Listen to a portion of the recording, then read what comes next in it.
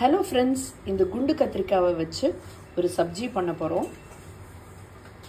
ரோட்டிக்கெல்லாம் பிரமாதமா இருக்கும்.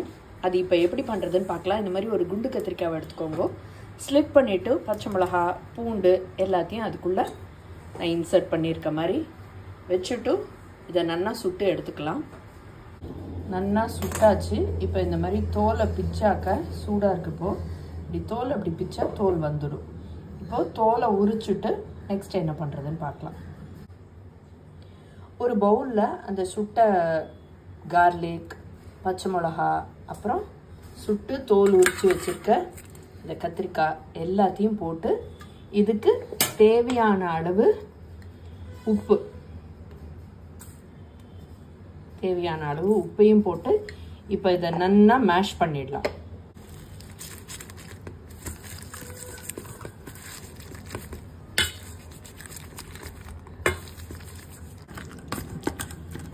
இந்த மாதிரி இதை நல்லா மசிக்கணும். ஸோ இந்த ஸ்டேஜில் இதில் என்ன பண்ணலான்னா கொஞ்சமாக சாட் மசாலா அதை லேசாக தூவி விடலாம்.